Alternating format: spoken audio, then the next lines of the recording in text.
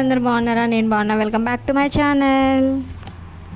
ఈరోజు అయితే మేము గోరింటాకు పెట్టుకున్నాం. ఆషాఢం వచ్చిందంటే చాలు ఆడవాళ్ళకి ఫస్ట్ గుర్తొచ్చేది గోరింటాకు.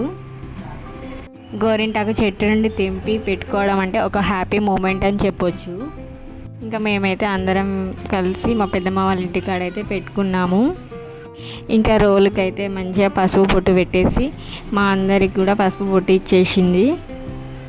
తర్వాత అయితే గోరింటాకు కొమ్మలు ఉంటాయి కదా, వాటికి ఉన్న రెమ్మలు గిల్లుతున్నాము. అసలు నిజం చెప్పాలంటే అందరము ఇలా నూరి పెట్టుకుంటే ఒక పండగలా అనిపిస్తుంది. మేమైతే ప్రతి ఆషాఢంలో ఇలా అందరం కలిసి పెట్టుకుంటాము. లైఫ్లో ఇవే కదా చిన్న చిన్న మెమోరీస్. మేమైతే రోల్కి మంచిగా డెకరేషన్ చేసాము.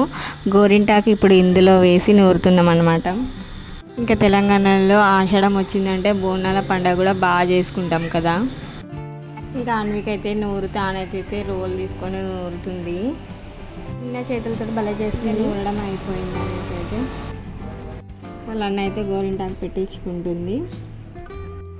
ఇంకా మా అమ్మ అయితే నాకు పెట్టేసింది గోరింటాకు పెట్టుకుంటే చెప్తుంది ఆషాఢంలో ఎందుకు పెట్టుకోవాలి ఏంటి అని. అయితే గోరింటాకులో చాలా లాభాలు ఉన్నాయి. సమ్మర్ అయిపోయింది కాబట్టి మనలో ఉన్న వేడిని తీసేస్తుంది గోరింటాకు, అందుకే మెయిన్గా పెట్టుకుంటారు.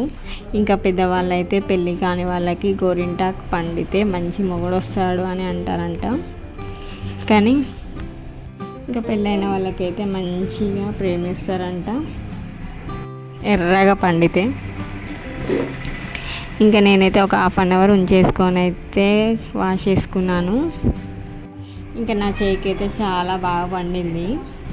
మీరు కూడా ఇలానే ఆషాఢంలో గోరింటాకు పెట్టుకుంటారా? ఎలా చేసుకుంటారో కామెంట్ చేయండి. ఓకే, వీడియో నచ్చినట్లయితే లైక్ చేయండి, షేర్ చేయండి, కామెంట్ చేయండి. Thank you for watching.